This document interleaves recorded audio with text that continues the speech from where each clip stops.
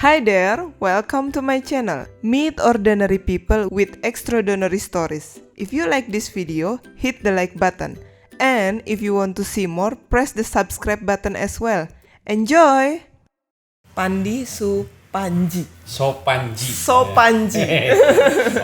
Kelahiran? 80. Asli Sunda. Sukabumi. Sukabumi. Sukabumi Tulen. Sukabumi Tulen. Berarti anak udah 2 ya? Tiga. Ya, Luar biasa. emang dari awal lulus SMA langsung ngambil hairstyle? Begitu lulus SMA. Begitu lulus SMA. Passionnya emang dari awal di rambut? Dari awal emang udah Seneng di rambut? Seneng. Tapi keluarga ngedukung gak sih? Awalnya menentang. Iya dong, soalnya kan lifestyle, hairstyle kan, Iya, betul. ya kan?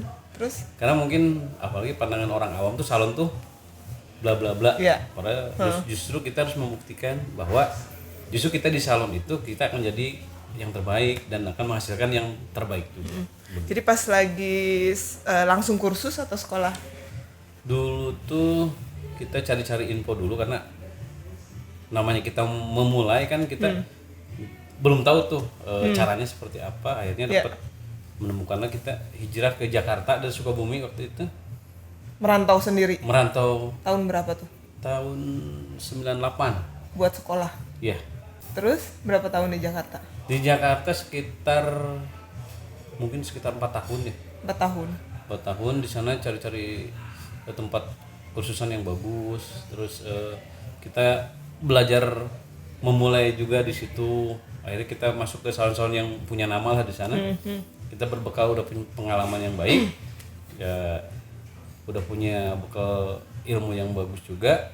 Ya udah kita hijrah ke Bandung. Dan kenapa pindah ke Bandung? Kan udah punya karir di Jakarta ya kan? Karena Pindah balik lagi ke keluarga atau menikah?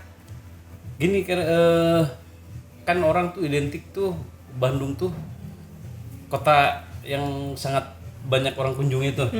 Dan ternyata dunia fashion tuh di sini sangat-sangat baik. Makanya dikenal dengan apa? Paris Panjapa ya. Paris Panjapa. Bukan hanya belanjanya tapi stylish orangnya juga. Iya, oke. Pokoknya orang kalau udah hijrah ke Bandung tuh pasti betah lah dari manapun itu. Ya pindah ke Bandung Tahun 2004 kalau nggak salah. Jadi langsung ke salon yang itu, Langsung. yang salah yang di Dago itu kemarin ya. Kemarin ya itu sangat-sangat berterima kasih karena itu sangat membesarkan karir juga di situ. Berapa tahun tuh di situ? 14 tahun. 14 tahun. Betul. Terus udah gitu kerja di salon dengan sekarang kan buka sendiri. Betul. Selama 14 tahun ada perbedaan gak sih? Perbedaannya sangat banyak ya. Dulu kita hanya kerja dan tidak memikirkan apapun resikonya. Ya kita nggak usah mikirin untuk gaji karyawan, Betul. untuk bayar sewa, untuk produk, untuk manajemen. Nah sekarang kita itu jadi beban kita. Full service aja Full ya service. waktu bekerja ya. Yeah. Sekarang Cuman ya itu kepuasan itu beda banget, jauh banget. Ya, pertama ide-ide kita sangat mentok. bukan. Kalau kerja di orang itu ide kita kadang terganjal sama manajemen. Tuh. Nah kalau sekarang dengan sendiri ini kita bebas berekspresi, apa yang kita mau tuangkan itu ya itu nih wadah kita gitu. Jadi salah satu alasan resign juga itu gara-gara ide mentok. Sebenarnya nggak gitu juga. Kalau alasan resign itu karena namanya kita hidup itu harus berjalan terus. Kita nggak mungkin jalan di tempat. Walaupun kita di zona nyaman, kita udah aman, udah enak, dapat penghasilan yang bagus. Tapi itu bukan satu-satunya kita mentok di situ. Jadi kita harus Sampai di kerja di situ yang aku dengar sampai profit sharing dong. Karena mereka nggak mau Profit sharing, ngelepas. betul. Ya, nggak mau ngelepas. karena mungkin gini, kalau misalkan kita ngerasa pede dengan kemampuan kita, kenapa enggak kita profit sharing? Karena toh hasilnya kan kita bisa bagi hasil sama perusahaan yang kita. Nah di tengah-tengah keenakan kayak gitu keluar, itu keluarga nggak komplain lagi tuh. Wah, itu Anak tantangan bini. juga. Itu tantangan banget karena apa? Kalau misalkan keluarga kan ngelihat kita udah zona nyaman ya, kerja misalnya penghasilan udah besar, udah digitnya udah bagus lah. Cuman pasti semua orang pun mungkin bukan hanya keluarga, pasti protes, udahlah mending stay aja di situ, mau ngapain juga. Cuman kan kita punya tujuan, kita harus jadi punya brand sendiri lah gitu. Dan ternyata alhamdulillah sampai sekarang udah mau jalan 2 tahun, Berdiri ya look ini. sangat luar biasa antusias customer, dari yang customer lama, baru, dari temen, dari Instagram, pokoknya dari media sosial juga itu sangat membantu banget.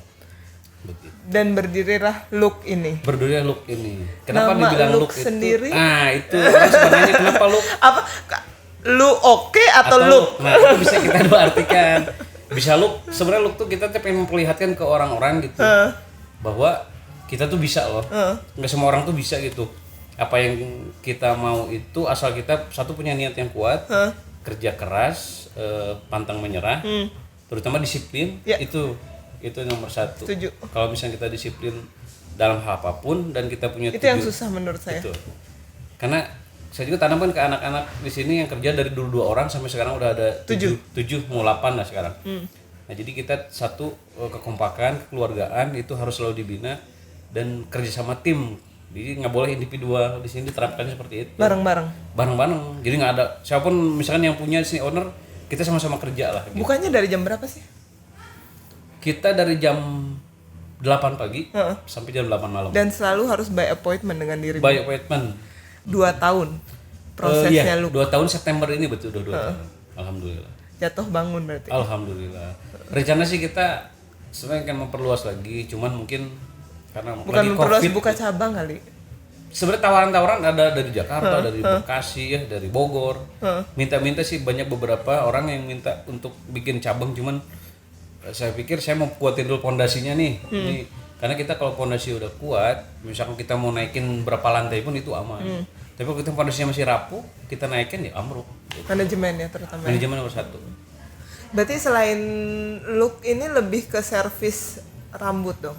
Kita karena temanya look hair and color bar itu lebih ke rambut, Nah, ya mungkin tuh, lebih ke color bar. Jadi kita lebih fokusnya di passion color sebenarnya. Kenapa? Karena emang tren sekarang tuh color itu kan lebih booming. Mau dia balayage, mau dia highlight, mau dia misalkan ombre mungkin sekarang udah mulai kegeser ya. Jadi sekarang orang tuh tidak sangat antusias dengan warna-warna yang lebih passion. Jadi jarang orang datang ke salon cuma warna standar gitu, jarang banget. Jadi pengen ngacak. Pasti pengen warna-warna heboh lah. Dan lu ditantang untuk berkreasi. Betul. Di bar color. Iya. Maka bikin Jadi, wah. orang kan kalau ke bar biasanya ditantang berkreasi bikin minuman. Ini bikin warna. Ini bikin warna. Tadinya aku kayak mau show gitu. Jadi customer datang, dia ngelihat kita racik apa dan dia mau warna apa, kita konsultasi di depan color bar itu. Mungkin kedepannya pengen temanya seperti itu. Jadi customer lihat apa yang kita tuangkan, diracik apa yang kita tuangkan, dan mereka tuh hasilnya akan tahu. Bisa dari nol kita bikin sampai hasil di rambut yang sampai mereka ngelihat total look rambut sama misalnya nyusahin sama muka dan passionnya dia itu lebih enak lagi. Gitu. Kalau kulit kayak gua nih, bagusnya warna apa? Lagi nih, emang itu penting banget karena kita pilih warna itu nggak bisa asal pilih pengen warna ini. Nah itu harus sesuai ini sama kulit, sama style sehari-hari. Nggak mungkin di orang kantor, orang bank di depan tiba-tiba warnanya misalkan biru gitu, nggak mungkin. Kita sesuaikan gitu. Nah untuk warna kulit gelap tuh kita anjurkan dengan warna-warna nuansanya ada kayak ke apa tuh burgundy gitu, mungkin mahogani Berarti gitu. selain cuman hanya coloring, potong, konsultasi juga dong orang-orangnya. Ya, Datang konsultasi. jadi di sini karena kita by appointment, jadi sebelum mereka dikerjakan itu mereka konsul dulu apa nih pantas buat dia gitu. Terus bisa via WA, nge-DM biasanya orang-orang yang baru itu. Tapi ya kita jelaskan bahwa lihat dulu kondisi rambutnya, kalau emang ini oke, sehat, kita kerjakan. Kalau kita nggak hanya ngejar omset, kalau rambutnya kayaknya nggak akan kuat nih untuk kita kerjakan dengan level ini. Nah kita sarankan dengan warna ini, perawatan ini, gitu sih sebenarnya. Jadi nggak main hajar. Nggak bisa karena itu proses kimia, kita nggak bisa asal tembak aja gitu. Jadi di sini selain rambut, pelayanannya apa aja sih yang diberiin? Di sini ada semua sih. Ada semua. Terutama mungkin di 60-70% sih coloring ya. Coloring. Ada permanen glow, keratin, terus Massage? Massage mungkin di masa pandemi ini kita nggak dulu ya? nggak ada dulu, sebenarnya itu nggak boleh kan, kayak sentuhan yang langsung gitu. Jadi mungkin kita masih jualnya di haircut mungkin sekarang ini, sama mungkin coloring, permanen glow itu ada. Tapi tetap orang-orang nyari ya ke sini ya? Nyari, karena butuh selama 4 bulan ini nggak kemana-mana kan? Ya, udah jenuh Udah soalnya pada gondrong. mungkin di rumah kadang ada yang motong sendiri, gagal dibawa ke sini nggak apa-apa, kita kan emang tempat servis rambut, jadi aman lah. Karyawan sekarang 7 orang dan aku lihat banyak kan cowok ya? Cowok rata-rata cowok, dan mereka ya semuanya yaitu aku bilang ini kan kerja sama tim, jadi kalau misalkan justru saya rekrut karyawan aja nggak pernah ngerekrut bikin lowongan, mereka datang sendiri. Oh ya? Datang sendiri, ada lowongan ya udah kita tes, kita ini oke, udah jalan. Lalu training juga, Iya, buka training. terus jam terbang mereka juga udah lama-lama sih alhamdulillah. Setiap bisnis punya tantangan tersendiri dong. Kan lu berjalan 2 tahun nih, baru 1,5 tahun aja udah oke. Alhamdulillah. Extend 3 ruko ya, 3 ruko ya. Iya. Masa pandemi ini gimana? Nah itu sih sekarang kita juga agak sedih ya ngelihat apa tuh orang-orang berjuang dengan misalkan apa dia pada tutup gitu usahanya, karyawan pabrik pada di PHK gitu.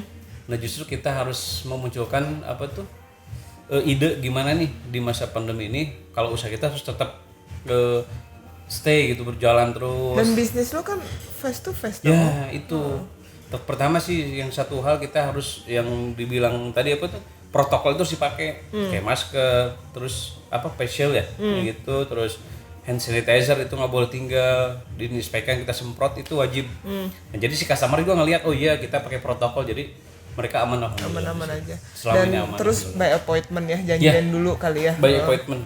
Supaya nggak rame dalam satu tempat. Betul. Ada kendala nggak sih di tengah-tengah gitu? Kendala mungkin orang kalau mau booking itu biasa nanya sih ada protokol, pakai protokol nggak, terus mungkin yang mereka tanyakan itu karena mereka takut juga, karena jujur sih di sini mungkin customernya juga lumayan middle up lah ya. Kalau yang datang tuh jadi mereka jadi tahu tentang kesehatan itu seperti apa gitu. Dan mereka juga sangat hati-hati. Sangat hati-hati banget, dan kita juga sangat menjaga apa tuh kesehatan buat kita juga, buat customer juga, karyawan juga gitu. Lu kan baru bisnis sih 2 tahun, ya kan?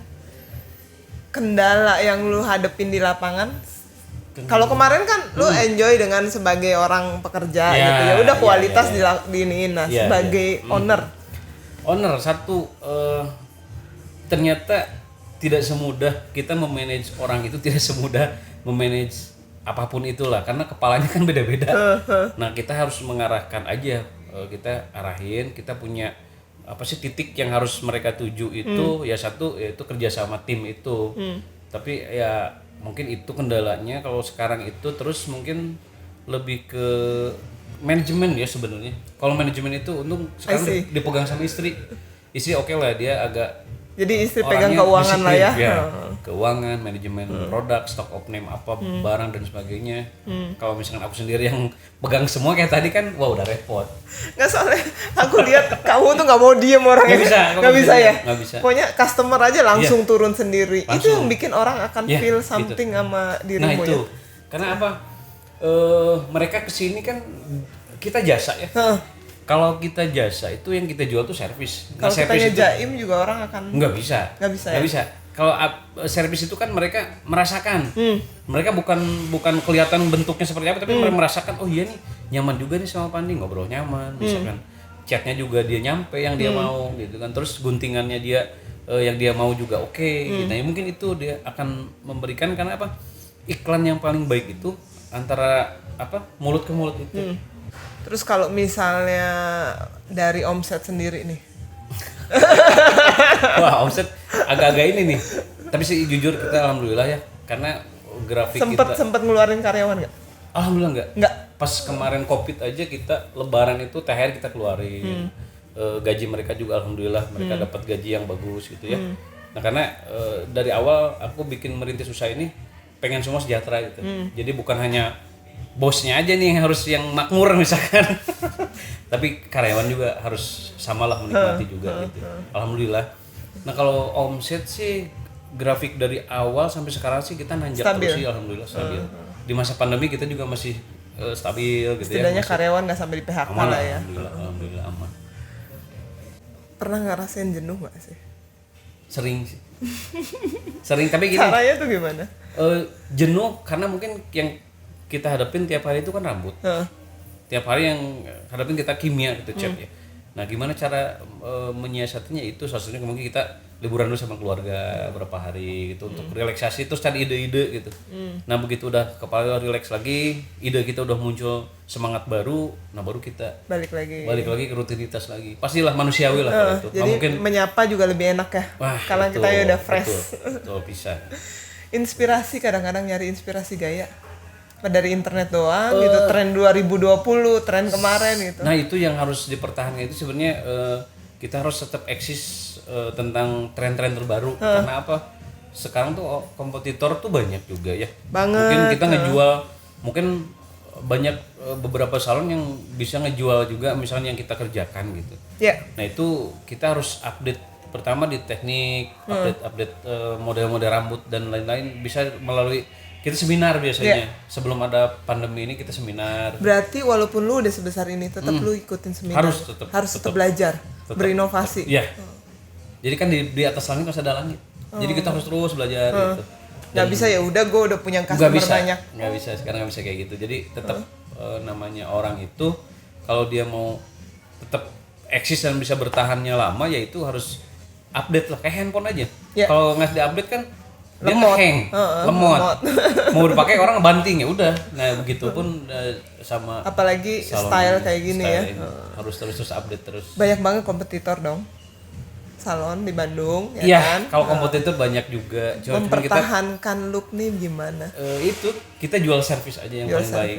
Kalau jasa kita nyejutek juga, terus orang bikin kita walaupun kerja kita bagus, orang si customer yang nggak nyaman juga dia nggak akan balik lagi karena dia ngerasa ngapain juga gue nggak dianggap misalkan.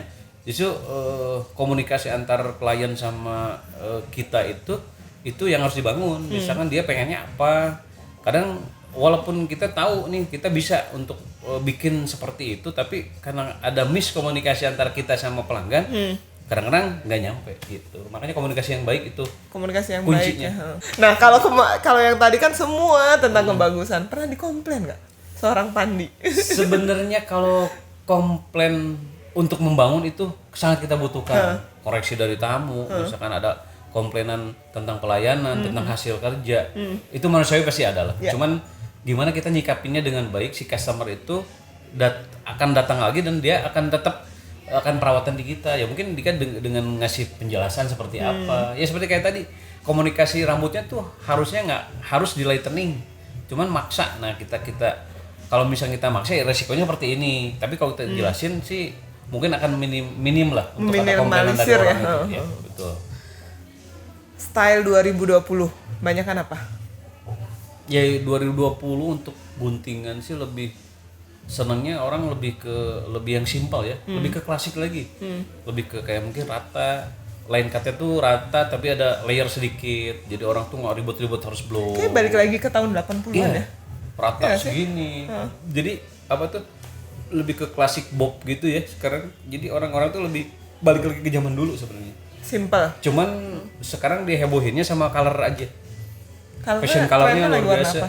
Ada sekarang lagi in itu smoky blue, blues Lebih berani tone. berarti sekarang Wah, berani banget. Oke lah sekarang untuk makanya kita kalau nggak update dengan teknik-teknik warna baru, ya kita akan ditinggalkan. Gitu. Prediksi tren habis masa pandemi ini bakal gimana? Mungkin kalau aku boleh saran ya harus yang lebih heboh biar orang tuh ngerasa ceria gitu ya, ngerasa semangat baru, keinginan untuk bangkitnya biar lebih tinggi. Tapi Biasanya perawatan habis diwarna gitu berapa lama lagi untuk touch up warnanya? Kan ini turun kan warnanya. biasanya Berapa, 3 akar bulan apa 2 bulan? 2-3 bulan mereka udah touch up ya sih. Touch up lagi. Iya, kecuali warna uban ya tiap bulan kalau itu. Itu wajib. Itu usia. Oh, itu usia. Tapi enggak usia juga. Oh ya? Masih muda SMA sekarang udah beruban. Kenapa sih itu? Bukan gara-gara coloring? Lebih ke genetik sebenarnya. Kalau Tapi itu. ada yang bilang kalau sering di color cepet ubanan. Benar nggak sih? Kayaknya mitos deh. Mitos. Lebih ke genetik kalau itu. Oh, enggak Supaya juga dia- kan enggak. ya? Karena gini kalau bilang sering di color itu kadang-kadang anak SMA pun udah beruban SMP berarti kan itu genetik lahirnya dia emang orang tuanya udah rambut pigmen. Biasanya kalau orang yang sering di color cuman pecah-pecah paling ya kalau nggak perawatan. Kalau ya itu kita kalau mau ngerusak rambut kita dengan kimia, ya itu kebalikannya harus perawatan juga. Kalau misalkan dia mau coloring, proses lightening, tapi nggak mau perawatan ya itu mah resiko. Ya. Tapi kalau kita dengan perawatan ya sama-sama akan tetap sehat orang. Gitu. Ada tutupnya nggak ini salon? Untuk tutup sih kita nggak ada, jadi Nggak ada. diputar Full. ya jadwal liburnya. Mungkin hari Senin tuh siapa, Selasa siapa. Jadi ini tetap 7 hari itu dia buka terus, kita buka terus. Berarti dirimu juga nggak ada off ya? Adalah emang robot. Ada libur, aku sih seringnya hari Jumat biasanya. Hari Jumat, oh Jumatan soalnya. Jumatan jadi nggak potong juga waktunya, lebih nyantai lah jadinya begitu. Dari anak 3 nih, ada nggak ya kelihatan bakatnya ke bapaknya? Bakat yang kalau dari gambaran sih kayak yang kedua deh. Yang kedua. Yang kedua kan dia udah seneng nata rambut, sering bergaya dengan rambutnya. Mungkin sering kalau kita lagi motong lagi coloring dia ngeliatin. Ikut-ikutan. Ya mudah-mudahan sih bakat baik mah bisa lah menular. Ada nggak sih artis kesini? Alhamdulillah lumayan sekarang ini karena mungkin itu ya dibilang iklan dari mulut ke mulut sama sosial media sih udah beberapa artis sih udah kesini. Terakhir sih rada heboh tuh ada Dokter Tirta Kesini? kesini. Oh ya? Terus ada Rai.